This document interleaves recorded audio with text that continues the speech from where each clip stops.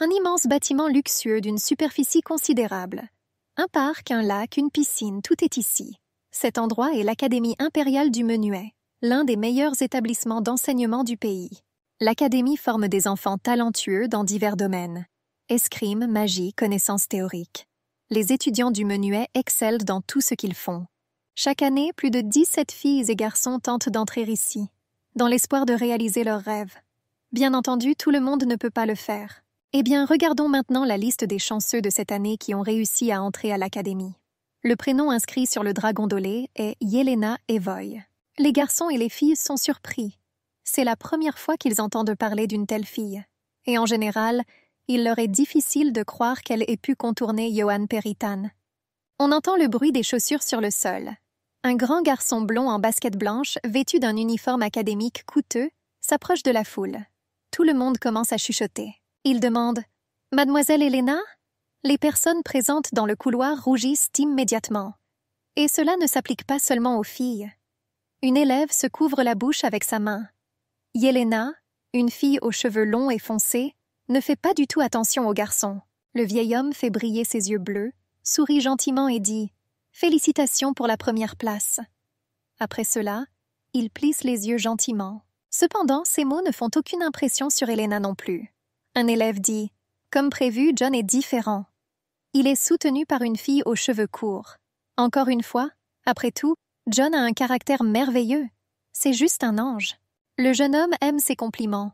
Il sourit du coin de la bouche et dit dans sa tête « Bien sûr, j'entends souvent ça. C'est dommage, bien sûr, que je ne sois pas devenu le premier. Mais tout va bien si notre conversation se termine ainsi. » Johan regarde Helena. La fille reste immobile. Son comportement commence à agacer le garçon. Il pense qu'Helena devrait le remercier pour sa générosité. Et la jeune fille semble lire dans ses pensées. Elle ouvre grand ses yeux violets brillants et dit « Merci ». John la regarde sous le choc. Helena demande d'un ton indifférent « Tu n'as rien d'autre à dire, n'est-ce pas? Si c'est le cas, j'irai. » Les cheveux noirs passent calmement devant le jeune homme surpris. La foule commence à bourdonner.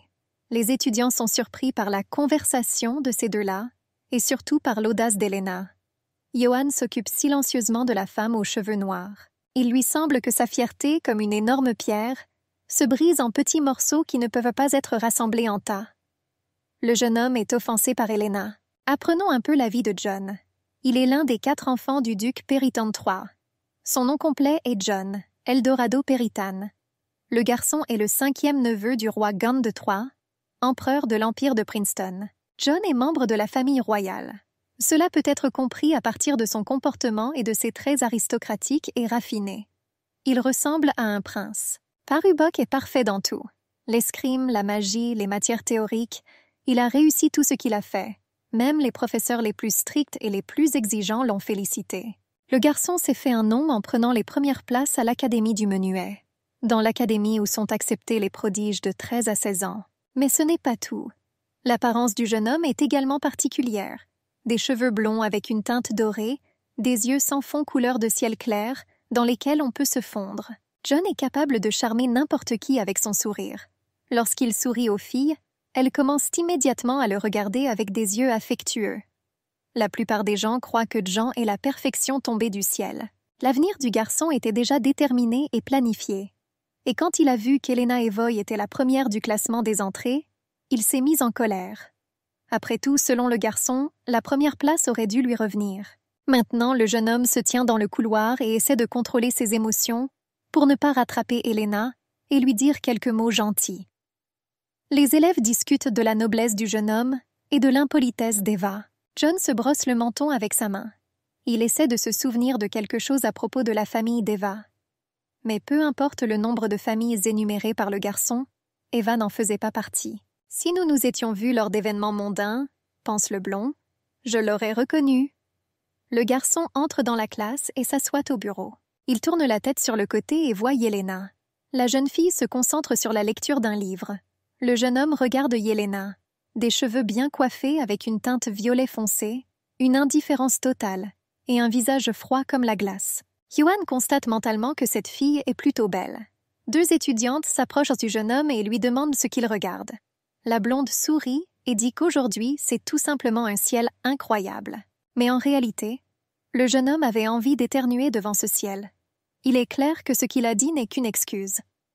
Il ne peut pas admettre qu'il regardait Elena, la fille qui lui a répondu si grossièrement dans le couloir. John ne s'intéresse qu'à ce que les gens pensent lorsqu'ils le regardent, même si le gars le sait déjà. Il occupe une place élevée dans la société et pourtant il est troublé par quelques bagatelles. C'est ce que pensent les gens lorsqu'ils voient John Perryton, ce bel homme blond de sang royal. Son comportement correspond pleinement à son origine.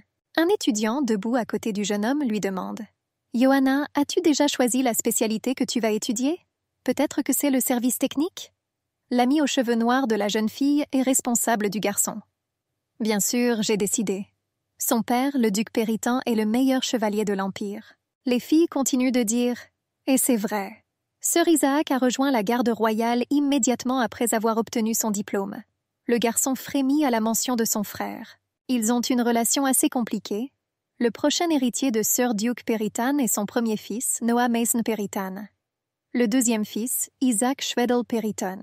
John a 2 frères aînés, et tous 2 glorifient le nom de Perryton. John est tout le contraire. Il est constamment comparé à Isaac, car il a 1 an de plus. Le garçon vit avec le sentiment qu'il ne pourra jamais briller plus que ses frères. Néanmoins, il doit être sûr que ses actes ne porteront pas atteinte à la réputation de la famille. C'est pourquoi ses beaux yeux bleus sont souvent pleins de tristesse. Mais tu ne feras rien, tel est son rôle de 3e et dernier fils de la famille Perryton. Maintenant, Johan sourit aux filles pour qu'elles ne se doutent de rien et dit « J'ai bien peur de ne pas avoir encore pris ma décision. Le choix des domaines est tellement diversifié. » L'une des filles serre les poings avec enthousiasme et dit joyeusement au garçon qu'il ne devrait pas s'inquiéter pour ça. Après tout, il est très compétent en termes de magie. Puis les 2 étudiantes quittent Johan et s'approchent de leur amie aux cheveux noirs. Ils lui demandent si elle a entendu parler d'Eva. Le gars écoute cette conversation. La jeune fille dit qu'elle n'a rien entendu à son sujet. John se dit « Bien sûr qu'ils n'ont pas entendu. Mais d'où vient-il » Une autre fille rejoint les étudiants. Elle dit que l'auteur Evoy est connu comme le fondateur. « Fondateur ?» demande l'homme aux cheveux noirs. « Est-ce une sorte de magicien noir ?» Une jeune fille blonde à lunettes répond « Il est sociophobe et déteste être critiqué. De plus, il a refusé un statut élevé. Pour cette raison, personne ne sait rien de sa famille. » Les amis de l'étudiant disent avec étonnement « Émilie, tu sais tout? Vous devez être intéressée par les magiciens. » La jeune fille dit que cette histoire est assez difficile à comprendre. John ouvre grand les yeux. Maintenant, il comprend de quel genre de famille il s'agit. Un mec regarde les filles. Il lui semble qu'il n'est pas très juste de parler si fort de telles choses. Et l'histoire n'est pas des plus agréables, pour que tout le monde puisse la comprendre. Johan tourne son regard vers Elena. Étonnamment, la jeune fille ne réagit pas à ce qui est dit sur sa famille. Elle continue de lire le livre. La blonde sort un stylo et pense « Soit Yelena est une personne sans émotion, soit elle a une bonne maîtrise d'elle-même, ou tout simplement pas intéressée par les conversations des autres. 1 sur 3. » Le jeune homme baisse les yeux sur le cahier et commence à tourner le stylo dans ses mains. Après quelques secondes, il touche enfin le papier avec. En même temps, le jeune homme se parle. Être chevalier, ce n'est pas mal, mais je pourrais aider mon père si je trouve un emploi au gouvernement. C'est ce qu'est le 3e fils de la famille Perryton. Peu importe à quel point il est cool. Il y aura toujours un jeu invisible entre lui et ses frères. Le père du garçon lui a toujours dit de se souvenir de sa place dans cette famille. Il était interdit à Parubkov de se démarquer. Bien sûr, cela a bouleversé John. Et c'est triste maintenant. Bien que le gars ait l'air d'une personne heureuse, sa vie n'est pas aussi douce qu'il y paraît à première vue. Le blond baisse les yeux et regarde le cahier. La tristesse universelle se reflète dans ses yeux. Il ne comprend pas pourquoi l'âge a un tel effet sur l'attitude des membres de la famille à votre égard. Le gars essaie de se distraire. Il regarde par la fenêtre. Le nouveau semestre est décevant. Johan se promet d'aller se promener après l'école. Nuit. Une pleine lune brillante illumine la terre.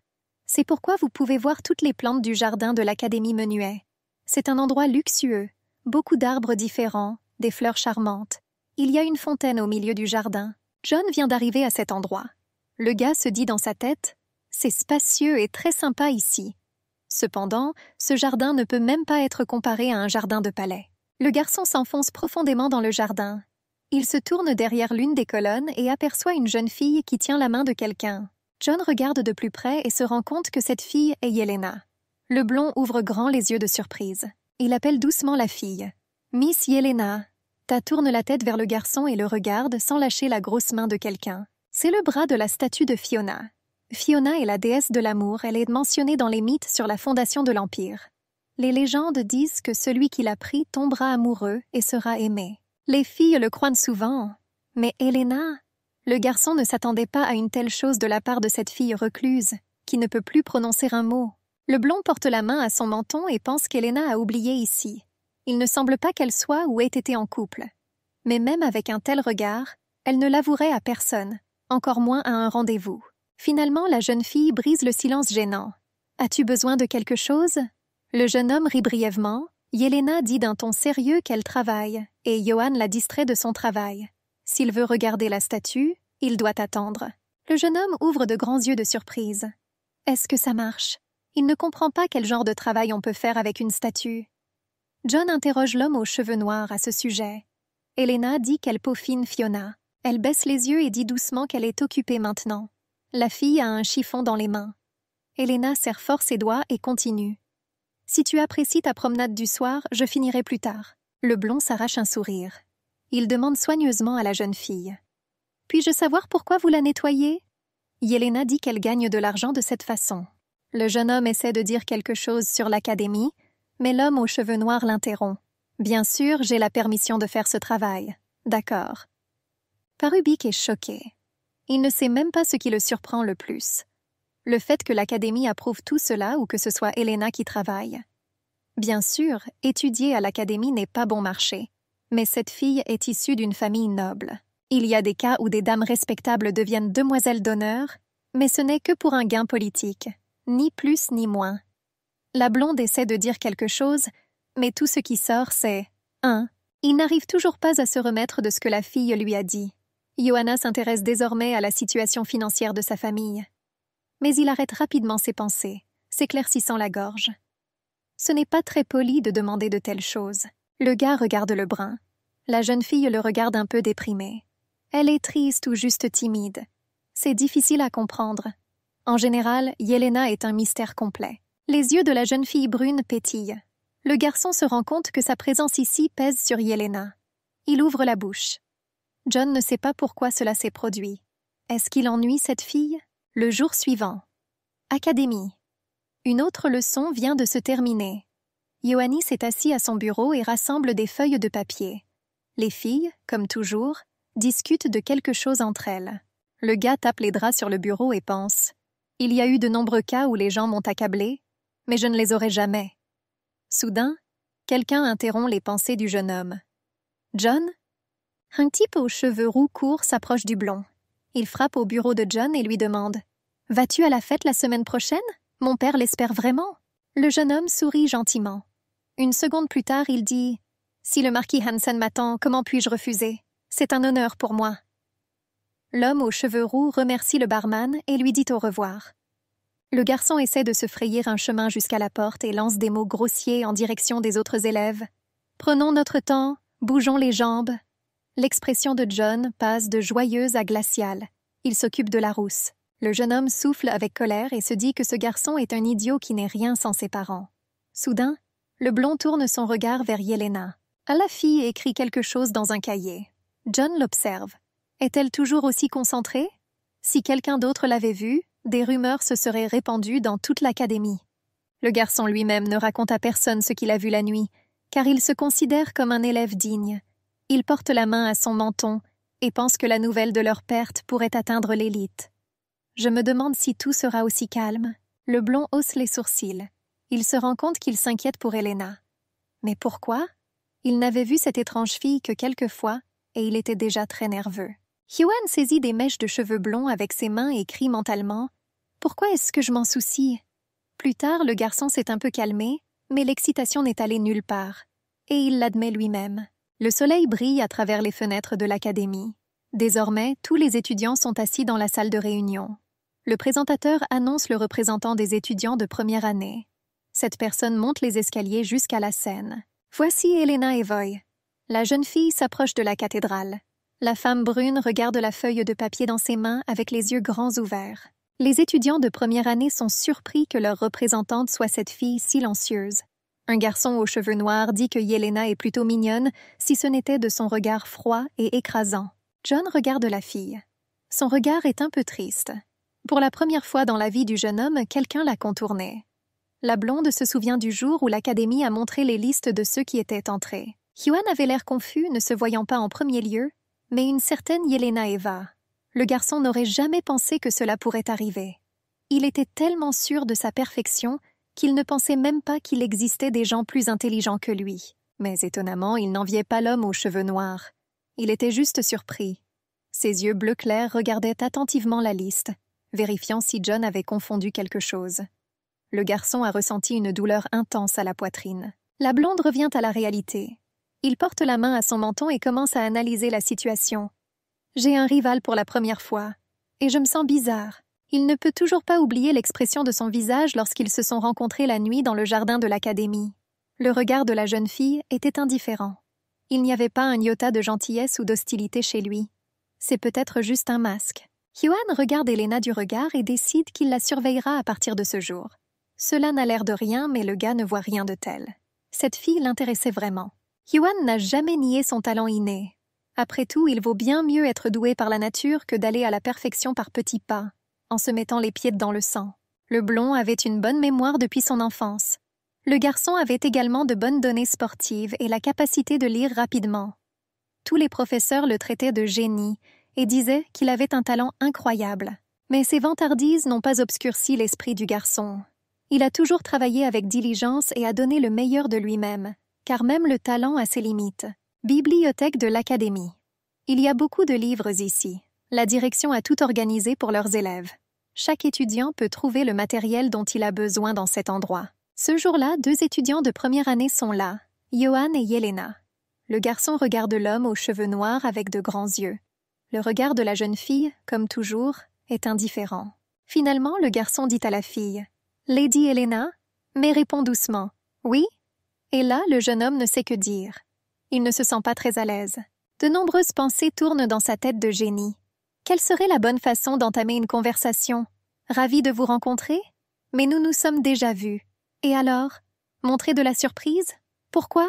La blonde esquisse un sourire et, essayant de paraître la plus amicale possible, dit « Nous nous sommes revus. » Helena répond « Oui. » Son expression n'a pas changé du tout. « Tu sembles être occupée ?» remarque Johan. « Tu travailles ?» La jeune fille donne une réponse affirmative. Puis elle hoche la tête pour dire quelque chose. Helena regarde la table. John plisse les yeux gentiment, essayant de dissiper la gêne qui est apparue entre eux. Ce n'est pas une personne dépourvue de tact et ne l'a jamais été. Mais pendant ce temps, il comprit une chose. Yelena Evoy, cette fille au regard glacial, ne s'intéresse pas du tout à lui. Elle ne se soucie pas de ce qu'il dit. C'est une personne sérieuse qui se concentre uniquement sur ses affaires. Tout est assez simple. Donc, même maintenant, elle ne regarde pas John. Une femme aux cheveux châtain clair s'approche de la jeune fille. Helena oublie immédiatement Johan et demande à l'inconnu « Voudriez-vous demander un prêt ?» « Donc », répond la femme. Helena commence à discuter avec elle de toutes les nuances de cette procédure. Johan est enfin convaincu qu'il est la prunelle des yeux de cette fille. Le jeune homme se retourne et s'éloigne. « Comment cela pourrait-il arriver ?» dit-il dans son esprit. Le comportement d'Helena semble fantastique au garçon. Les étudiants de l'académie l'approchaient en toujours. Ils lui ont demandé comment il allait, lui ont demandé de l'aide. Et il n'a jamais refusé personne. Ce jeune homme était la perfection à l'état pur. Riche, beau, célèbre, talentueux, avec un caractère doux et un comportement exemplaire. Tout cela concerne Johan Eldorado Pertan, un garçon brillant, la star de l'académie. Son charmant sourire et sa gentillesse ont impressionné tout le monde, à part Helena. Pour elle, ce bel homme est une personne ordinaire. C'est pour ça qu'elle passait toujours devant lui. Parlons maintenant des véritables sentiments et du caractère d'Helena Eva. La devise de la vie de la jeune fille était les mots « Ne regarde pas l'arbre sur lequel tu ne peux pas grimper ». L'homme aux cheveux noirs n'était pas intéressé par les sucreries, les belles robes et bijoux, ni par la vie luxueuse en général. Maintenant, John, un gentil garçon avec du sang royal dans les veines, a été ajouté à cette liste. La camarade de classe d'Helena, qu'elle a dépassée. Seulement Jean n'est pas un arbre, mais plutôt une pierre précieuse. Un diamant du plus haut niveau. Lorsque le gars quitte la bibliothèque, Helena soupire de soulagement. On se voit trop ces derniers temps, La jeune fille retourne au travail mais pense toujours au blond. Je suppose qu'il le fait involontairement. Pourtant, nous nous rencontrons partout, peu importe où et quand je suis. La femme aux cheveux noirs se souvient de la façon dont Johan s'est approché d'elle et lui a dit avec un large sourire « Tu es en effet une personne très occupée, mais malgré cela, tu es le premier de toute l'académie. C'est incroyable. » Yelena penche la tête sur le côté. « Mais il ne répand aucune rumeur sur moi, contrairement aux autres. C'est ce qui m'inquiète, pour être honnête. » Le brun baisse la tête et expire bruyamment. La jeune fille entoure l'inscription « Bourse » sur le papier avec un stylo. « J'ai payé mes études et mon logement », se souvient Yelena. « Il ne me reste plus qu'à envoyer de l'argent à la maison. » La jeune fille arrache le stylo du papier. Brun fait remarquer que ce serait une bonne idée d'appeler un médecin. La jeune fille se plonge dans les souvenirs de sa famille. L'honneur et la gloire de la famille Evoy n'ont duré qu'à l'époque du premier vicomte, qui était un puissant sorcier. C'était une personne sensible et n'aimait pas la société. Ad a encore laissé des descendants. Malheureusement, aucune personne n'avait le même talent dans les générations suivantes. Au moment de la naissance d'Elena, toute la richesse et la renommée de la famille Eva étaient perdues. Mais tout allait bien. La mère d'Elena disait toujours à la fille « Au lieu que tu sois incroyablement talentueuse, il voulait que tu deviennes des gens honnêtes, des gens qui remplissent honnêtement leurs devoirs. » La petite Elena a demandé « Comment va mon père ?» La mère, une jeune femme blonde, hocha la tête. Elle a déclaré que même la gestion de petits territoires est une tâche importante. Cependant, toutes les bonnes choses ont tendance à avoir une fin. Un jour, il y eut un accident avec la voiture du vicomte Evoy, alors qu'elle passait sur le territoire du duc de Notre. La vicomtesse tomba gravement malade de chagrin. Elle a regardé par la fenêtre pendant des heures, ne croyant pas que son cher et bien-aimé mari soit mort. Il a toujours tout fait pour ce monde. Pourquoi le monde ne l'a-t-il pas remercié pour la même chose? Yelena a également eu du mal. Elle a perdu son père alors qu'elle n'avait que 7 ans. La jeune fille a été obligée de prendre soin de sa mère gravement malade. Ces difficultés l'ont obligée à grandir plus tôt que ses pères. Les cheveux noirs émergent de tristes souvenirs. Elle s'assoit, soutient sa tête avec sa main et pense à sa mère. « J'espère qu'elle va bien. Il faudra lui rendre visite au plus vite. » Les yeux de Yelena commencent à se fermer. Le jour suivant, la pièce dans laquelle vit Elena. C'est une pièce plutôt mignonne, meublée avec goût. Un grand canapé, un fauteuil, 2 lampadaires pour lire, et bien sûr plein de tiroirs pour les affaires. Une jeune fille aux cheveux noirs entre dans la pièce. Ses cheveux bleus vifs sont attachés en une queue de cheval haute. Elle brille de ses yeux jaunes et salue Elena. « Bonjour !» Les cheveux noirs sont silencieux, mais cela ne dérange pas l'inconnu. « Es-tu mon colocataire? Appelez-moi Izili. Un incident inattendu s'est produit en chemin. J'ai donc été un peu retardée. J'espère que je n'ai rien manqué d'important, d'accord ?» Yelena répond que jusqu'à présent, il n'y a eu que des conférences d'introduction. Satisfaite, Izzy entre dans la pièce et dit que l'académie est tout simplement immense. Yelena se dit que désormais, elle ne rêvera que de jours paisibles. La jeune fille était habituée à vivre seule et maintenant Izili a rompu cette idylle. Mais c'est bien, Elena est habituée. La femme brune demande à sa voisine « Tu te sens bien ?» Izili frémit devant le regard froid de la jeune fille et lui demanda de quoi elle parlait. La brune lui rappelle un incident survenu sur le chemin de l'académie. La sueur coule sur le visage d'Izila. La fille a l'air un peu excitée. Elle est un peu surprise, voire effrayée, par le comportement de sa voisine. Yelena semble apathique envers Izila. Aux cheveux bleus, rit nerveusement. « Tout va bien? Es-tu toujours aussi prudent avec tes mots ?» Yelena ignore les paroles d'Izila et commence à faire ce qu'elle veut. Lorsqu'une voisine lui demande ce qu'elle fait, la femme brune répond « Je brode !» Izili se penche vers Yelena et demande à la fille concentrée « Oh, tu brodes? Veux-tu le donner à quelqu'un ?» Les cheveux bleus voient les beaux motifs sur le tissu et disent à la fille qu'il est très beau. Yelena dit qu'elle veut le vendre. Izili sourit et dit que c'est une bonne idée. L'homme aux cheveux bleus passe ensuite à un autre sujet. « Au fait, tu ne penses pas que cette académie est tout simplement énorme?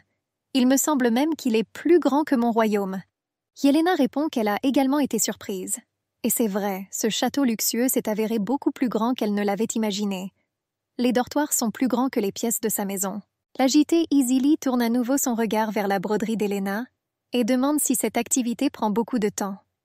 Le brun, sans se détacher, dit « Oui !» Izili essuie une larme et dit plaintivement « C'est triste. Pourriez-vous me faire un petit tour de l'académie? Je ne voudrais pas me perdre le premier jour d'école. Yelena, qui essaie juste d'enfiler une aiguille, dit « On ne vous a pas fait visiter? Je suis occupée en ce moment, alors tu devras attendre. » Izili n'en peut plus et dit à la jeune fille qu'elle est trop froide avec son pauvre voisin. « Il faut aider les gens », gronde-t-elle l'homme aux cheveux noirs. Yelena répond avec indifférence qu'elle est d'accord avec cela, mais qu'elle est occupée maintenant. Le brun regarde attentivement le tissu et réfléchit à son refus. Tant que je dois combiner études et travail, je ne peux pas perdre mon temps. Les amis, bien sûr, sont importants, mais on ne peut pas en avoir assez. Mais Izili ne va pas reculer. Elle décide de sortir son voisin d'une autre manière. La personne aux cheveux bleus sourit et demande « Tu aimes quelque chose de savoureux?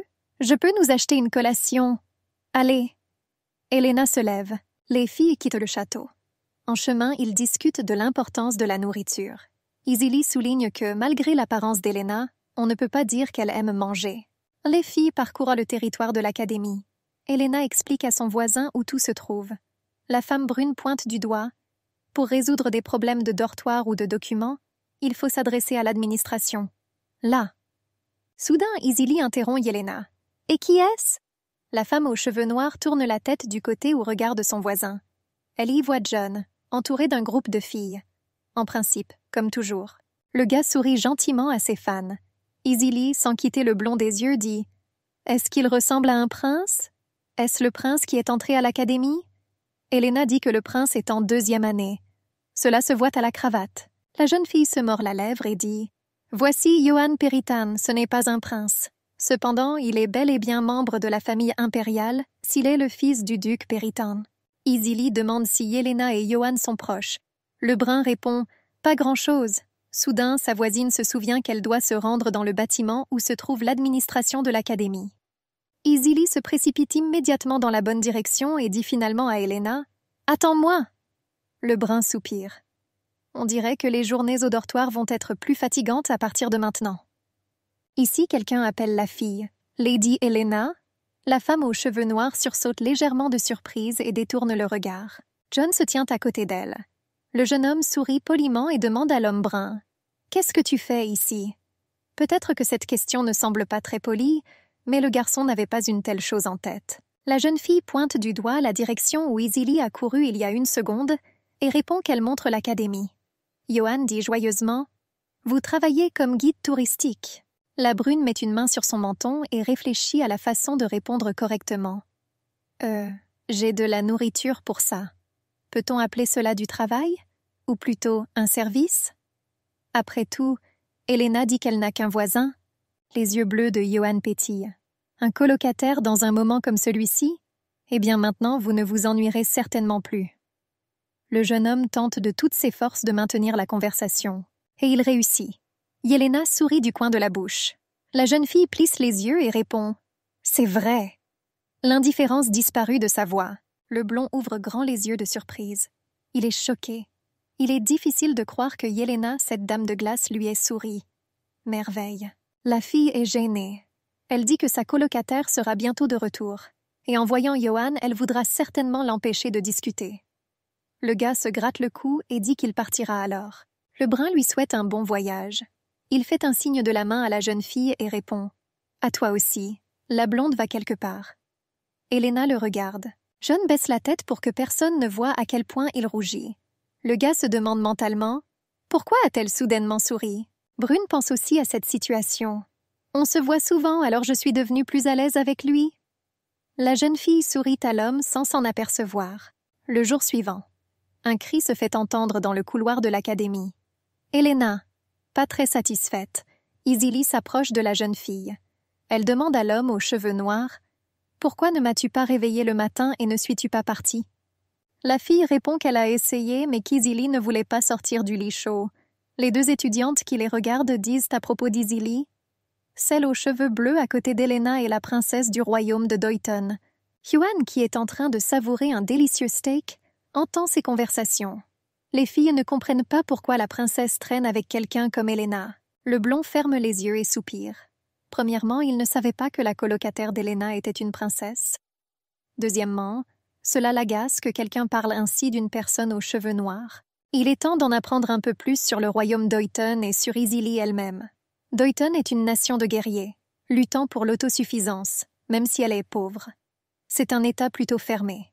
Peu de gens savent ce qui s'y passe. John tousse dans son poing. C'est la première fois qu'un membre de la famille royale Doyton est envoyé étudier à l'étranger. C'est une bonne occasion d'en apprendre davantage sur ce pays, même si Easie-Lee n'est pas une héritière. Le gars coupe soigneusement la viande et mentionne Elena. Je me demande si elle sait que sa colocataire est membre de la famille royale. Dans ses yeux, on peut voir un désintérêt pour les choses ordinaires.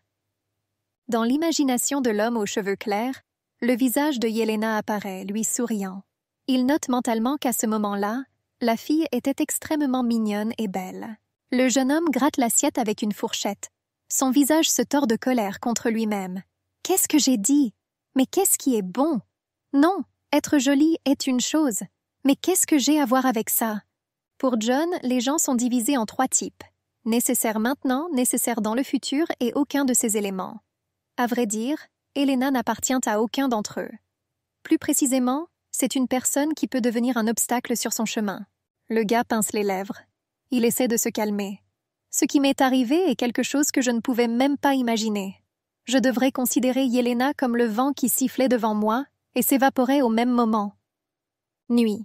Un groupe de petites étoiles brille dans un ciel sombre, presque noir. Le jardin de l'académie à 7 heures, comme nous le savons déjà, est calme et non moins beau que pendant la journée. John est revenu ici. Il se tient sur un sol en pierre décoré de motifs incompréhensibles.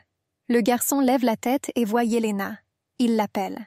Une fille avec une cape sombre sur les épaules tourne son regard vers l'homme aux cheveux clairs et dit avec indifférence « Ah, Johan !» La femme brune assise sur le bras de la statue de Fiona descend lentement.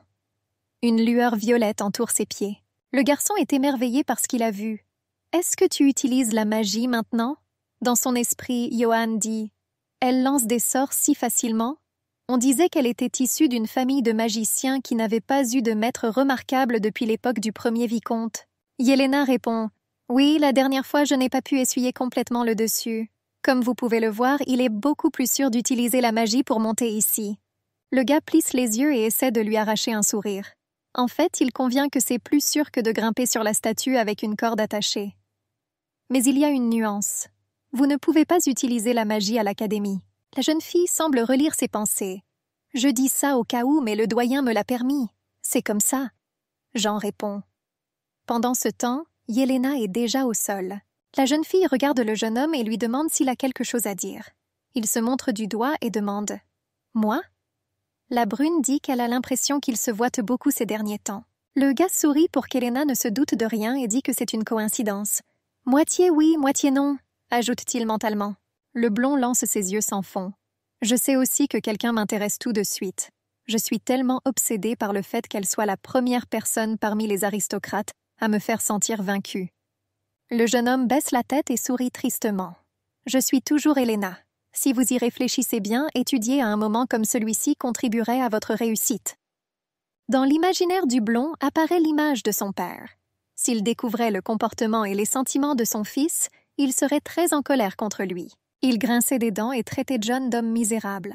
Je dirais que le garçon ne deviendra plus personne dans la famille et ne fera jamais une partie de ce que ses frères aînés ont fait. Le blond baisse la tête. Il a encore déçu son père sans le vouloir. Soudain, les pensées tristes du garçon sont interrompues par Elena. « Tu ne souris pas ?» Le vieil homme demande à l'homme aux cheveux noirs avec surprise. « Quoi ?» La jeune fille met ses mains sur sa poitrine et explique. « Comme j'ai remarqué, tu souris souvent. » « Tu souris comme ça !» Yelena essaie de recréer le sourire du blond. Elle va plutôt bien, c'est même similaire. Le brun plisse également les yeux gentiment, sollicitant ses muscles faciaux. La blonde frissonne et déglutit. Il est pour le moins surpris. Parubok ne s'attendait pas à ce qu'Elena surveille son comportement. La jeune fille continue. « Et je vous suis reconnaissante de ne parler de mon travail à personne. » Le gars tâtonne un peu. Je ne voulais tout simplement pas avoir l'air sans cérémonie en parlant aux autres. Il n'y a aucune raison d'être reconnaissant. La jeune fille aux cheveux noirs pose son menton sur son poing. Elle réfléchit. « Eh bien, je n'ai rien à te donner de toute façon. » Et puis une idée vient à l'esprit de la jeune fille. Elena demande à l'homme aux cheveux noirs s'il veut essayer d'établir un contact visuel avec la statue. Le paysage, vu d'en haut, est très beau. Le garçon ne sait pas quoi répondre. L'académie ne lui permettait pas d'utiliser la magie. Le brun le rassure. C'est bon, je vais jeter un sort. Le garçon baisse la tête et, avec un léger sourire, dit qu'il n'a pas peur de la punition. C'est vrai, mais certainement pas à 100%. Yelena ferme les yeux et demande au blond de baisser la tête un moment. Le jeune homme se penche un peu, pose ses mains sur ses genoux. C'est vrai? Une cape sombre est sur les épaules du garçon. John est un peu surpris. La jeune fille explique son acte. Tu es trop visible, alors mieux vaut te couvrir. L'homme aux cheveux noirs noue un joli nœud sur sa cape. C'est tout, dit l'homme aux cheveux noirs et sourit gentiment. C'est la 3e fois le soir. C'est surprenant. Johan commence à se déplier. Le brun met une capuche sur sa tête. La jeune fille dit que tout doit être couvert, y compris la tête. La blonde regarde Elena de haut en bas. Elle a toujours été aussi petite? Elena tend une petite main fragile au garçon. Le brun regarde le visage figé de John et explique « Si vous montez avec la magie, vous devez vous tenir la main. » Le garçon tend la main en réponse. Il se dit « C'est comme si on me proposait une escorte. » Le blond sourit à ses pensées. La jeune fille ferme les yeux et soupire. Elle dit à l'avocat qu'il devra endurer, même si la cape sera étouffante. Vous ne pouvez en aucun cas supprimer cette chose. John accepte silencieusement. La fille, tenant les mains du garçon, commence à lancer un sort. Son visage est sérieux et concentré. Une lueur violette apparaît autour de la paire. Les pieds de Johan et Elena décollent du sol. La jeune fille baisse la tête. On ne sait pas pourquoi elle l'a fait. Afin de contrôler le processus ou le goitre, ne regardez pas l'homme dans les yeux. John, de son côté, ne peut quitter Elena des yeux. Le garçon se rend compte que c'est sa première déviation depuis sa naissance. Ils ont les cheveux noirs, se tiennent la main et flottent dans l'air frais de la nuit. Le gars ressent quelque chose d'étrange en serrant la main d'Elena dans la sienne. Il ne peut même pas décrire spécifiquement ses sentiments. La seule chose que l'on peut dire, c'est que cela ne lui est jamais arrivé. Jour écurie à l'académie. Les chevaux paissent dans un grand champ. Certains d'entre eux cueillent de l'herbe fraîche, certains joutent et certains sont simplement allongés. Elena s'approche d'un cheval. Elle caresse doucement l'animal avec sa main, mais il bruisse de satisfaction. Sur la tête de la jeune fille se trouve un grand chapeau de paille avec un ruban bleu. Qu'au fait, il a l'air bien avec les cheveux foncés. Elle a l'air mignonne et un peu drôle dans un si énorme chapeau. Soudain, la jeune fille entend les pas de quelqu'un et tourne la tête sur le côté. Elle voit John et soupire imperceptiblement. Lui encore. Cette fille ne montre pas ses émotions. Au lieu de cela, elle salue poliment la blonde. « C'est toi, Johanna ?» Le gars sourit de son sourire caractéristique. « Cheval, cheval aujourd'hui. » Yelena explique. « Oui, ils ont dit qu'il fallait un marié. Ce n'est pas officiel. Je travaille comme assistante et j'étudie. » Le jeune homme demande comment l'homme aux cheveux noirs obtient les permis pour toutes ces activités. La jeune fille répond que tout est dû à la persévérance. Johan demande comment elle va utiliser les soins des chevaux. La fille lève la main vers son visage. « Je trouverai quelque chose plus tard. » La femme aux cheveux noirs devina qu'elle pourrait utiliser ses compétences en tant que chevalier ou gouverneur, ou même dans l'armée. Johan plisse les yeux. Avec quelle pensée vit-elle en imaginant un tel avenir? Une goutte de sueur coule sur le visage du blond. Il plisse les yeux et dit « Incroyable !» Yelena sourit faiblement et remercie Johan. La jeune fille continue de caresser le cheval. Le gars est en colère, alors il serre les poings. Il n'aimait pas que la femme aux cheveux noirs prenne ses paroles comme un compliment. Johan se rend compte que son visage est désormais à son meilleur. Il essaie de le cacher avec sa main. Le garçon craint que son image idéale et affectueuse, qu'il a longtemps gardée devant Elena, ne s'évapore. Le gars plisse les yeux et se dit « Quand je suis avec Elena, je ne sais pas où mènera le dialogue. Je suis généralement le leader du dialogue, mais pas maintenant. Il n'y a rien de bon à ce que plus de gens voient dans le vrai moi. » Yelena sort le garçon de ses pensées malheureuses. Elle grogne doucement, tourne la tête sur le côté et dit « John, ton cheval. » Le garçon regarde l'animal. Yelena montre du doigt un beau cheval blanc et demande au blond « Cet enfant ?» Le gars est surpris. Il demande à la jeune fille comment elle a su que cette jument aux yeux noirs lui appartenait. La jeune fille sourit. Elle te regarde différemment. Après tout, de quel droit aurais-je le droit de travailler ici si je ne le remarquais pas? John pince les lèvres et frissonne. La femme aux cheveux noirs sourit à nouveau et pour être honnête, ça fait un peu peur au gars. Lui-même ne comprend pas pourquoi. Après quelques secondes de silence, Johan se frappe la poitrine, essayant de se remettre des étranges charmes d'Elena. Il ferme les yeux. Le temps passe. Un type aux cheveux roux et aux yeux verts, ami et colocataire de Johanna, Todd Karain essaie de parler d'Elena au jeune homme. « Elena Eva? Je sais. Elle a détruit la légende de tes ennuis sans fin. Todd est assis sur le lit de John. La rousse continue. « Tu as presque pleuré à cause de la gravité de la situation. » Le blond, sans quitter le livre des yeux, répond « Ne mentez pas. » Todd se contente de rire. « Ah, c'était perceptible. Et tu ne le savais pas. Nous écoutons des conférences ensemble. Le sujet de la science chevaleresque est l'art de manier une épée sur le champ de bataille. » Johan demande si Yelena écoute des choses similaires. Todd dit « Vous seriez surpris de la voir faire ça. » John tourne la tête du côté de son ami. Il place ses mains comme s'il tenait une épée. Sérieusement, elle tient une arme sans difficulté. Et ce n'est pas facile d'ailleurs. La position est plutôt bonne. Ioannis met le livre à son cou et, essayant d'avoir l'air le plus amical possible, dit « Vous avez dû la surveiller attentivement. Vérité? Est-ce que tu l'aimes ?» Todd plisse les yeux sournoisement et répond « Voici Yelena Evoy. » Elle fit avaler à John la poussière derrière elle. Ce serait étrange si je n'étais pas intéressée. La blonde s'indigne. Mais c'est drôle comme son ami se met en colère. La rousse tombe sur le lit et se met à rire follement. Son visage devient instantanément rouge de rire. John met sa main sur son front et essaie de se calmer. Au bout d'un moment, Todd se calme. Il essuie les larmes qui sont apparues dans ses yeux en riant et demande à John « Dis-moi honnêtement, êtes-vous intéressé par Elena Eva ?» Johan commence à s'énerver. Comment cet idiot qui ne peut rien faire sans ses parents ose-t-il lui parler ainsi? Mais le blond se retient. Il ferme les yeux et répond que c'est uniquement parce qu'il a perdu contre quelqu'un pour la première fois. Todd s'assoit sur le lit et dit « Es-tu assez cool pour l'admettre, toi ?» Le blond essaie de ne pas prêter attention aux railleries de son ami et est d'accord avec lui. La rousse sourit. « Eh bien, je ne suis pas la seule à m'intéresser à elle. D'autres, semble-t-il aussi. C'est une jolie fille. » Abasourdi, John demande « Qui? Elena Evoy? Quoi ?» Todd répond « C'est vrai. Vous ne vous souvenez pas de l'agitation qui a régné lorsqu'elle est montée sur le podium le premier jour? Au fait, elle a un charme froid. Si elle était plus amicale, elle serait beaucoup plus populaire qu'aujourd'hui. » John agite la main avec désinvolture. « Hein, est-ce qu'elle est exprès? Quelle autre gentillesse! Elle n'aime pas ça. Quoi qu'il en soit, elle semble constamment occupée. Pourquoi devrait-elle s'inquiéter de telles choses? » Puis, d'une manière ou d'une autre, il rit malicieusement. « Ha ha !» La blonde dit avec mécontentement. « Tout le monde a perdu le bon sens. Pleinement. Et quelle froideur. Il parle juste bien. » Dans sa tête, le blond résume l'observation d'une semaine d'Elena Eva. Elena Eva est une personne très appliquée et travailleuse, à tel point que je me demande pourquoi elle n'est toujours pas célèbre. Elle a attiré l'attention, mais en même temps ne s'est pas démarquée du groupe. Le garçon se souvient de la nuit où il a vu Elena nettoyer la statue avec magie.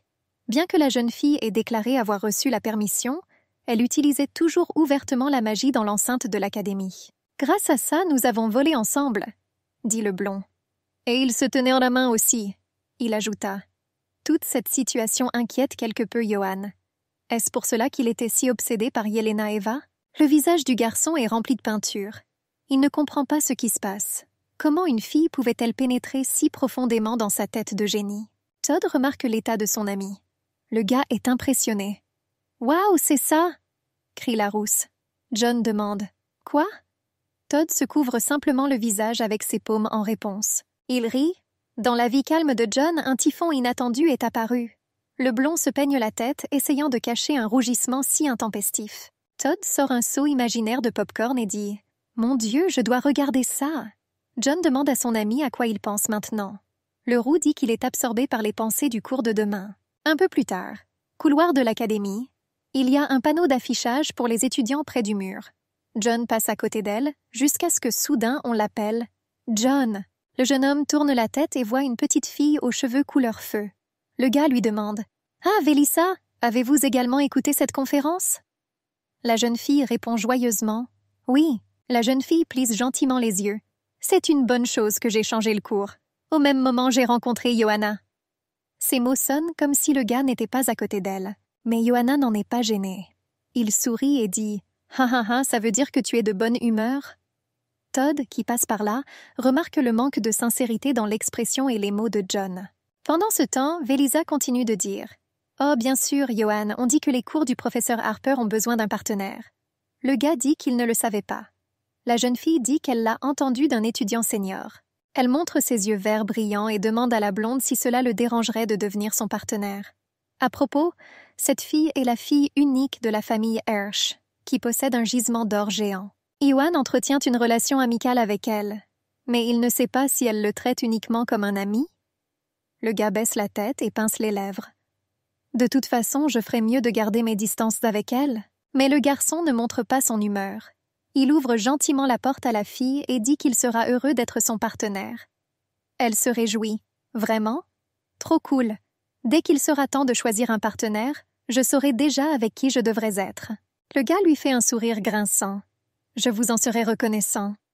Il s'appuie contre la porte et laisse Velisa avancer. Elena est assise dans la classe. Elle tourne la tête du côté de John et de sa petite amie. La jeune fille regarde ces deux-là avec un regard indifférent. Il ne restait aucune trace de l'humeur qu'elle avait dans l'écurie. Les yeux, comme d'habitude, sont grands ouverts. Les lèvres sont étroitement comprimées. Ioan jette un coup d'œil à l'homme aux cheveux noirs. Il essaie de s'arracher un sourire. Mais peu importe ses efforts, le résultat est médiocre. Pour une raison quelconque, lors des rencontres avec Elena, le blond ne peut pas porter son masque habituel. Le gars tourne la tête sur le côté et se couvre le visage avec son poing. Il ne veut pas qu'Elena voie le vrai lui, ses sentiments et son âme. De plus, il se souvenait désormais d'un moment peu propice d'une de leurs nombreuses rencontres fortuites. La nuit où ils ont volé et se sont tenus la main, se regardant. Ioan se gifle légèrement sur la joue, essayant de retrouver son calme. Il se dit « Je suppose que c'est parce que je suis monté si vite ?» Il est clair que c'est un mensonge, mais le jeune homme ne l'admettra jamais. Il continue de percer le sol avec un air quelque peu colérique. Son visage redevient rouge tomate. Le rougissement est visible même de loin. Après tout, Ioan suggère qu'il pourrait y avoir une autre raison à cela, dont il ne veut pas entendre parler. Le bureau d'un des professeurs. De nombreux bocaux et verres sont posés sur la table. Le professeur à lunettes dit sévèrement « On dirait que chacun est à sa place. Alors maintenant, je rapporte les devoirs dont je vous avais prévenu plus tôt. L'homme dit que les devoirs de ce semestre sont un jeu de réflexion qui nécessite un groupe de 2. Les élèves commencent à se chuchoter. Le professeur l'ignore. 2 personnes se posent des questions à tour de rôle. Si tout le monde fait une erreur, le jeu se termine. Le score principal dépend du nombre de bonnes réponses. John commence à s'inquiéter. L'enseignant s'appuie sur la table et dit que si les tâches sont trop difficiles, des points peuvent être déduits. Les élèves doivent donc être prudents. Le gagnant du jeu recevra des points bonus. Ioan pense. Bref, ce n'est pas seulement une tâche de groupe, mais aussi une tâche personnelle. Pour une raison quelconque, le gars s'imagine en couple avec Elena. Plus les élèves se posent de questions, plus leur score principal sera élevé. Felisa, excitée, se tourne vers le jeune homme. « Ioan !» Le gars sourit d'un air encourageant et dit que tout ira bien. Le blond louche. Il est difficile d'attendre quelque chose de brillant de la part de Velisa. Si je veux obtenir de bonnes notes, je dois préparer une contre-mesure. Le professeur dit qu'il assignera des partenaires pour travailler ensemble au cours du semestre. Velisa frappe du poing sur la table avec indignation. John est tout simplement choqué. Et puis, c'est son tour. Monsieur Ioan et Lady Elena, idéalement. Parubok ne partage pas l'enthousiasme du professeur. Le blond haussa les sourcils d'un air interrogateur. Il n'arrive pas à croire qu'il était en couple avec Elena. Ioan rougit. Elena a pris cette nouvelle avec le plus grand calme. Elle n'a même pas regardé en direction du jeune homme.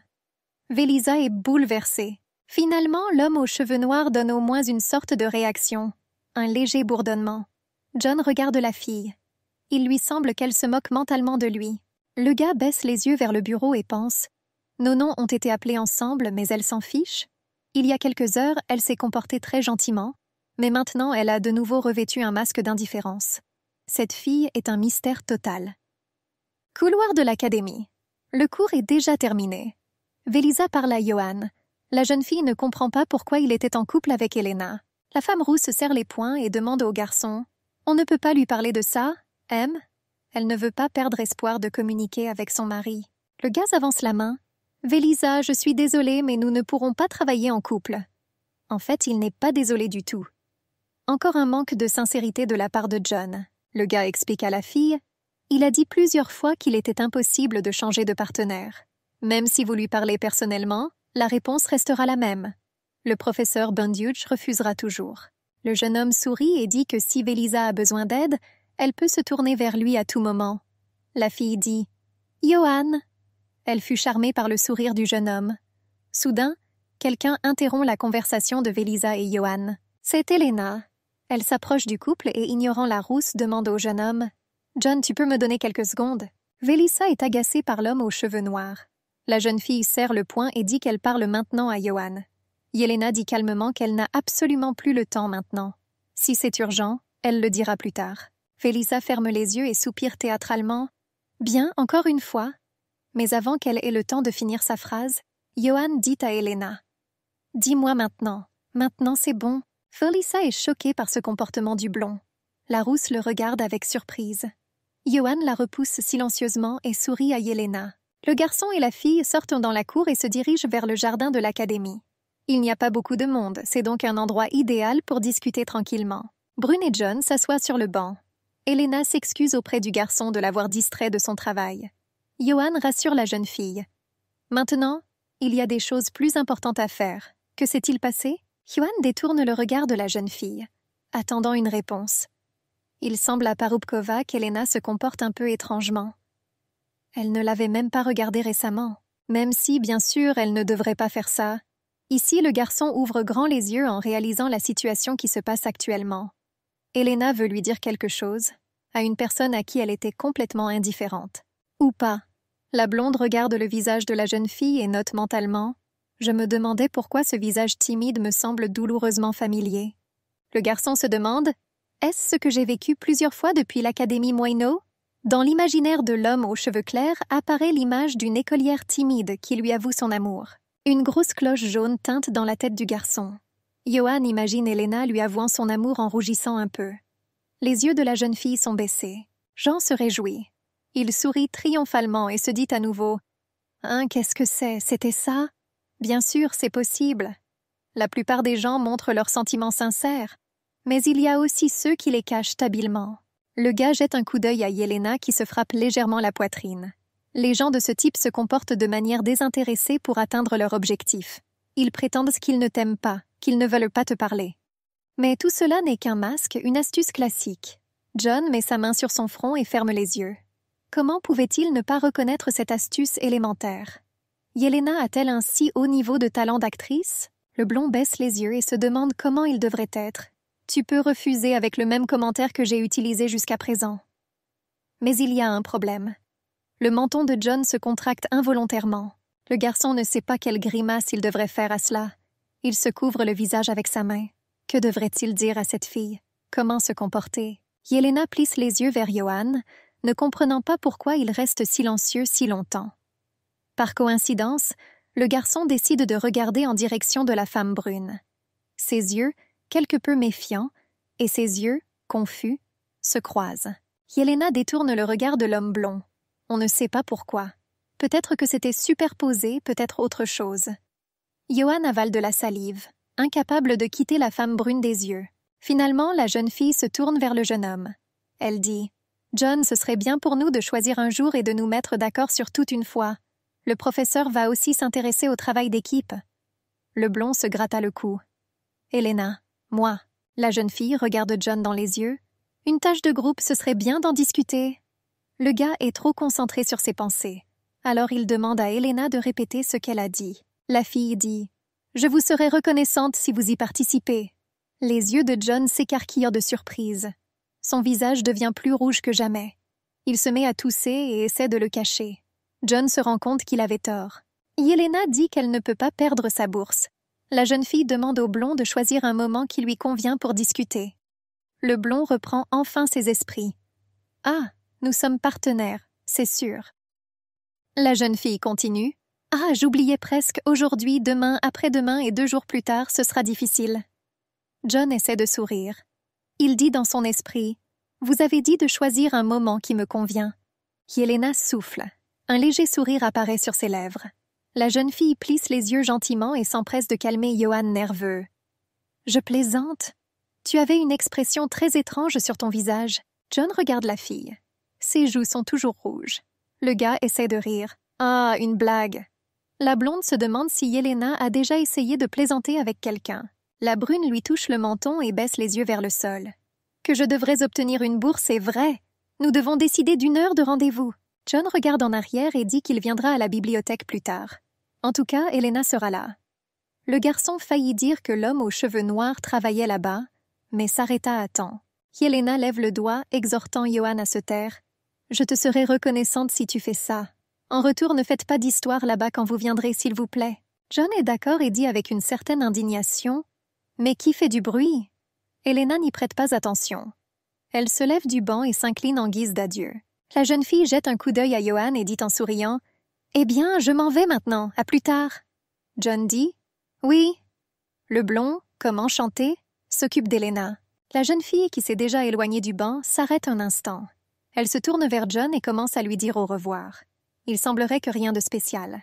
Mais l'homme blond lui rend la main et se dit « Et la façon dont elle agite sa main est aussi magnifique. » Soudain, la main du garçon tremble involontairement. Johan s'éclaircit la gorge et détourne le regard d'Helena. C'est toujours rouge. Le jeune homme ne comprend pas, mais devine ce qui lui arrive. Suis-je vraiment fou? Bibliothèque. Le soleil pénètre par les grandes fenêtres de cette pièce et éclaire les piles de livres. Johan est assis à table et écrit quelque chose dans un petit cahier. Le stylo grince sur le papier. Le blond se concentre sur la prise de notes. Helena évoque. Elle a souri. Les raisons sont inconnues. Quand il n'y a personne autour, il lit un livre. Elle sourit à nouveau. Son regard n'a pas changé, donc c'est définitivement un faux sourire. Les yeux bleus du jeune homme brillent et posent son menton sur sa main. Il grogne doucement. J'ai probablement pensé à quelque chose d'intéressant. Mais non. Johan essaie juste d'analyser le comportement d'Helena. Elle sourit souvent, même si le blond pensait que cette fille avait toujours une expression indifférente sur son visage, comme si elle avait une pierre. Elle sait sourire si gentiment, mais la première rencontre avec Johan ne lui a lancé qu'un regard froid. Peut-être qu'elle est sélective envers les gens, dit le blond dans sa tête. Le gars attend qu'Helena ait fini son travail. Il essaie de lire, mais il n'arrive pas du tout à se concentrer. Les mots ne rentrent pas dans la tête, les lettres coquines courent devant les yeux. La blonde ne comprend pas pourquoi. Il regarde en avant, voulant trouver son irritant. Yelena s'assoit à table et discute gentiment de problèmes de travail avec une fille. Johan sursaute et se dit « Le problème, c'est la lumière. Le soleil est trop brillant, donc tu ne peux pas du tout te concentrer. » En fait, ce n'est pas du tout le cas. Mais faisons comme si nous y croyions. John entre dans le coin le plus sombre de la bibliothèque. Il y a tellement de choses ici. Il semble que la poussière de cet endroit n'ait pas été essuyée depuis 200 ans. Et encore plus. Le blond s'affale sur la chaise et croise les bras sur sa poitrine. Il croit naïvement qu'un changement de lieu l'aidera à se concentrer sur le livre. John regarde le livre. Il regarde le texte, voulant l'absorber. Le garçon essaie de toutes ses forces de comprendre ce qu'il a lu. Mais encore une fois, quelque chose ne va pas. John ne se retient pas. Il se lève et regarde prudemment au coin de la rue. Le jeune homme regarde Yelena qui fait quelque chose assise à son bureau. La blonde soupire. Il commence à avoir des vertiges. Il prend sa tête dans ses mains et déglutit mentalement. « Allez, Johanna Eldorado, que fais-tu en ce moment ?» Le jeune homme décide de se distraire de tout cela. Il passe devant les étagères, touchant chaque livre avec ses mains. Ses doigts fins et longs s'arrêtent sur le livre, de la nécessité de l'existence d'un rival. La blonde le sort et le déplie. « Vous devriez d'abord lire la table des matières, » il dit. Son regard parcourt les 4 lignes. Qu'est-ce qu'un rival? Avez-vous un rival? La raison de son existence. L'influence que cela a sur vous. John grogne. Le livre lui semble assez intéressant. Mais il n'est pas pressé de tourner la page, mais regarde simplement le texte en se souvenant de quelque chose. L'image d'Helena souriante apparaît dans l'imagination du jeune homme. Une telle fille ne peut tout simplement pas être une rivale ou une ennemie. C'est impossible. C'est ce que pense la blonde. Le gars ferme les yeux et répète encore « Impossible !» Il tente de se calmer. « Elle vient de prendre mon or, ce qui peut être considéré comme une erreur. Je n'ai jamais eu de concurrent. Tu as besoin de te relaxer. » Yelena interrompt ici les pensées d'Johanna. Elle s'approche du garçon et lui demande innocemment ce qu'il fait. Johan frémit et ferma brusquement le livre qu'il tenait entre ses mains. Il ne veut pas qu'Helena voie ce qu'il lit. Le gars essaie d'être amical. « Helena, oh !» La fille dit qu'il peut parler car tout le monde est déjà parti. « Je suis venue dès que j'ai tout vu », ajoute l'homme aux cheveux noirs. La jeune fille montre le livre que le garçon a caché derrière son dos et dit « Au fait, tu as dû lire un autre livre. Vous avez déjà terminé les exercices ?» John dit qu'il n'a pas tout fait. L'homme brun et le jeune homme s'assoient à table l'un en face de l'autre. La jeune fille demande « Quelle est la meilleure façon de se préparer au quiz ? Je ne sais pas combien de parties il comportera, mais il faut décider. Allons-nous improviser ou préparer les questions à l'avance? La jeune fille aux cheveux noirs baisse les yeux, anticipant une contre-question de John, et dit qu'elle ne se soucie pas de savoir comment accomplir la tâche. Elle peut étudier le manuel dans son intégralité si le besoin s'en fait sentir. Hwan regarde Elena et pense « Dans son cas, elle peut vraiment tout apprendre. » Elle a dit qu'elle devait obtenir une bourse. Les yeux bleus de Hwan pétillent. Lui, membre de la famille royale, n'a pas besoin de bourse, mais ce dont il a vraiment besoin, c'est de la première place.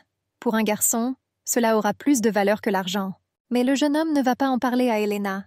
Il dit qu'il s'en fiche non plus, un autre mensonge. Et cette personne exige toujours la sincérité des autres. John ouvre grand les yeux. De nombreuses pensées tourbillonnent dans sa tête.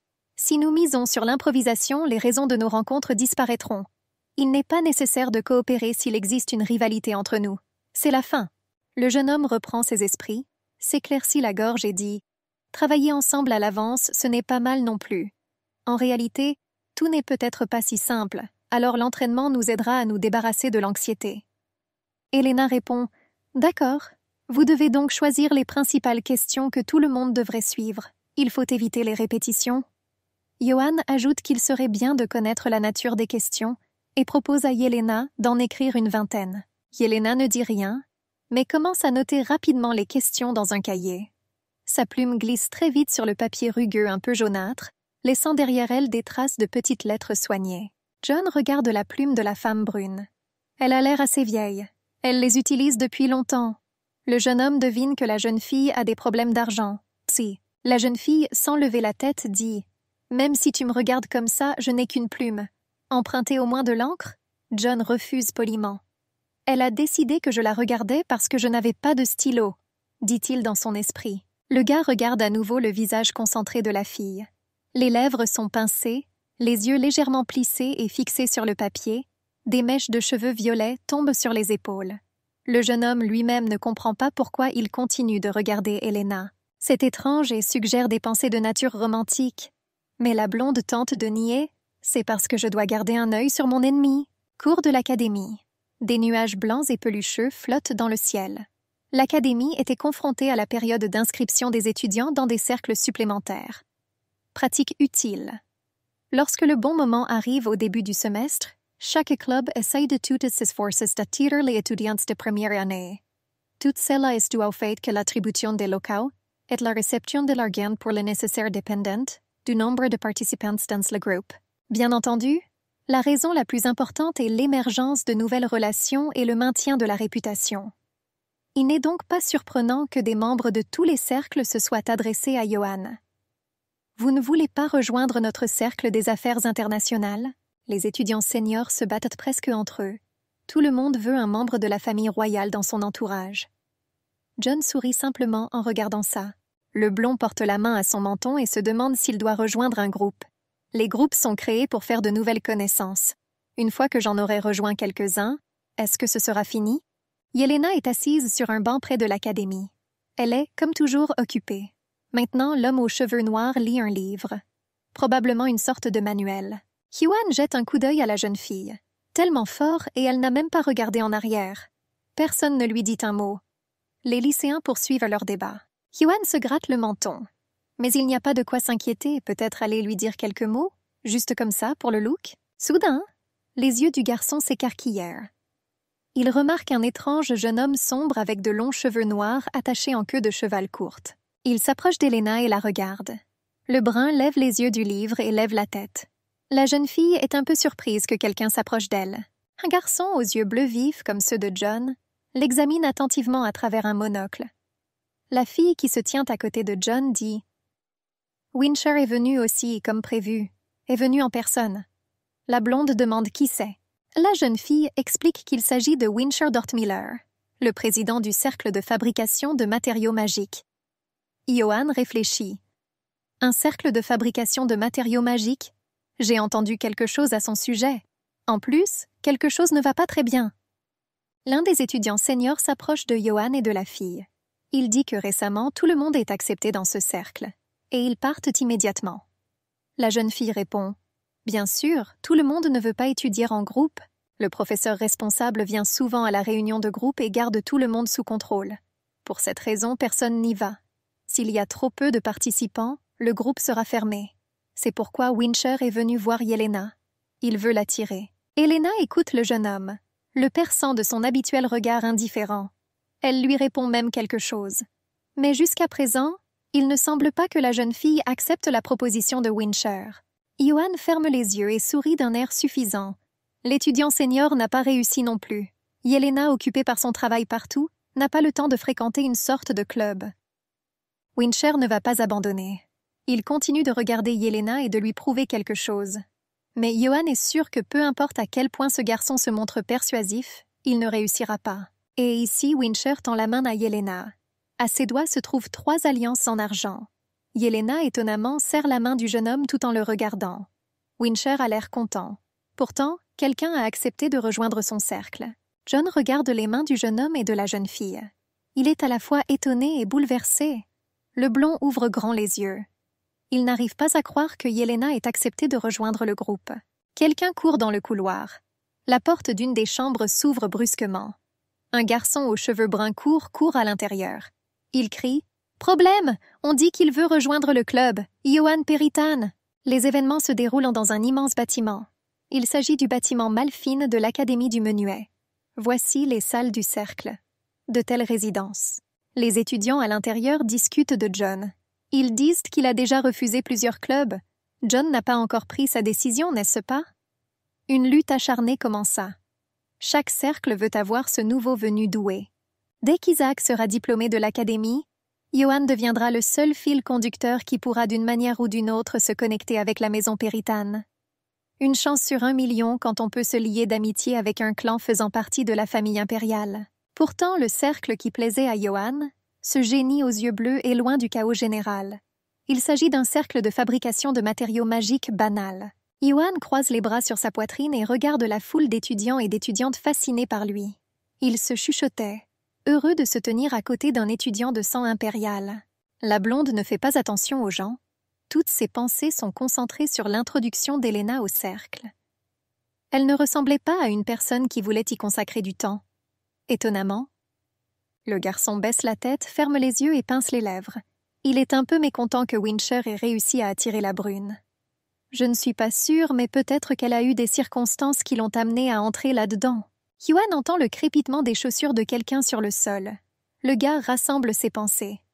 Enfin, ils sont venus. J'en ai déjà marre de rester ici et d'être une exposition pour tout le monde. Il est en colère. Bien sûr, pas à voix haute. La blonde regarde Wincher et sa sœur Emily. Ces deux-là sont des partisans connus des magiciens. Les Todd Miller comprennent bien les gens et ont un discours dur. Il est facile de deviner qu'ils sont célèbres pour leur caractère. S'ils ne venaient pas d'une famille bien connue dans les cercles scientifiques et magiques, personne n'oserait les approcher. Emily et Wincher s'approchent de John. Le blond les regarde. « Vont-ils aussi me proposer de rejoindre le cercle ?» dit-il dans sa tête. Le cercle de production de matériaux magiques a vraiment besoin de gens. Emily et Wincher ont l'air très sérieux et concentrés. Johan attend qu'ils l'invitent enfin dans leur cercle pas si populaire. Mais le frère et la sœur passent devant le blond sans même lui dire bonjour. John est sous le choc. Il ne s'attendait pas à une telle réaction envers lui-même. Le blond commence à avoir une crise de colère cachée. Il ouvre grand les yeux et crie mentalement « Passez par là? Non, pourquoi? Pourquoi eux? » La porte d'une des pièces du bâtiment s'ouvre. Emily et Wincher entrent à l'intérieur. Une fille aux yeux verts et aux cheveux rouges bouclés, Rita Carte, en 3e année, demande au jeune homme « Pourquoi n'as-tu pas trouvé plus de monde, Vincere ?» Le jeune homme se laisse tomber sur le canapé, met les mains dans les poches et répond « Il n'y avait personne qui était intéressé. » On voit que le jeune homme n'en est pas content. Un type aux cheveux noirs à lunettes, allongé avec un livre à la main, dit « Mais en principe, il n'y a personne qui serait intéressé par ce cercle. » Ce type est Mark, un étudiant en 2e année, l'ami d'enfance de Wincher. Yelena dit comme si elle avait entendu dire que le groupe serait fermé s'il comptait moins de 6 personnes. Wincher se tourne vers la jeune fille. « C'est pourquoi je vous suis très reconnaissant, Lady Helena. Il suffit de trouver une personne de plus pour éviter la fermeture. » Mark demande d'un air maussade à son ami s'il veut le remercier. Après tout, c'est lui qui est devenu le 4e membre de leur cercle. Emily dit au jeune homme qu'elle peut le remercier à la place de son frère. Yelena dit que Wincher a affirmé qu'elle ne pouvait pas payer pour participer au cercle. Il lui assure qu'il tiendra ses promesses. Mark sourit. « Je ne m'attendais pas à ce qu'une personne picore la canne à pêche de Wincher. Yelena porte la main à son menton. La jeune fille pense que les connaissances acquises au sein du groupe l'aideront à l'avenir. En plus, c'est gratuit. Rita demande pourquoi c'est si bruyant dans le couloir. Wincher baisse la tête et renifle du bout de sa verge. Tout cela à cause de John Eldorado Peritan. Le jeune homme a l'air agacé. Que pouvez-vous dire de Rita? La fille tape dans ses mains et dit « Waouh, le même Johan Peritan? Peut-être devrions-nous aller voir ?» Wincher dit que la blonde est toujours dans le couloir. Wincher demande à la rousse s'il a invité Johan au club. Le jeune homme agite la main. Même sans savoir quel groupe il recherche, le nôtre ne l'intéresse clairement pas. Je n'ai pas l'habitude de perdre du temps sur des choses dont on sait qu'elles échouent. Rita dit à Wincher qu'il n'a aucune passion. Le club ne sera certainement pas fermé si une telle personne le rejoint. Cela sera particulièrement utile pendant le festival. Et ils donneront beaucoup d'argent pour les activités du club, dit la fille.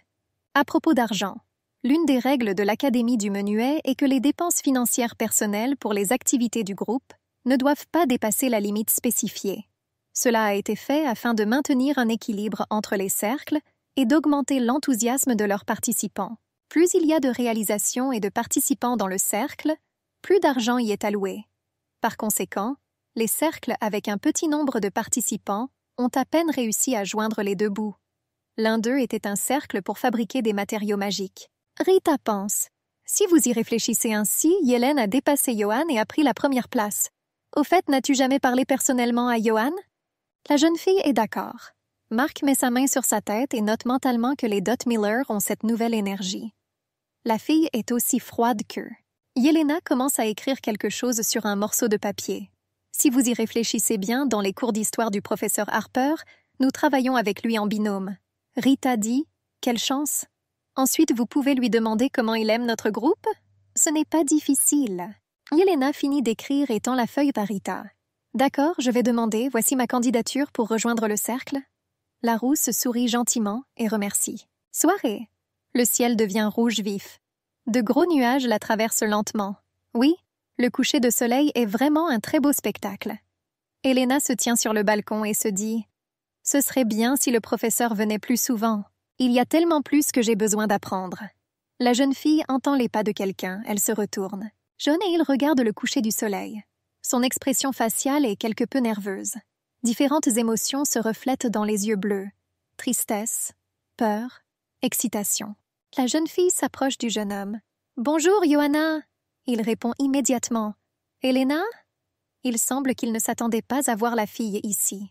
La brune se demande si ce serait bien si elle lui demande de rejoindre le club maintenant. En fin de compte, la fille décide qu'il vaut mieux demander vite et recevoir un refus alors qu'il n'y a personne. La fille tousse. Elle demande poliment « John, n'aimerais-tu pas rejoindre le club de fabrication de matériel magique ?» La blonde regarde Yelena. Il se tait, ne sachant pas quoi dire et surtout comment. Elena regarde le garçon et pense « Comme prévu, il refusera. » Alors je savais. Pour moi, ce type de cercle est la meilleure option. Mais il y a de la place pour qu'il entre.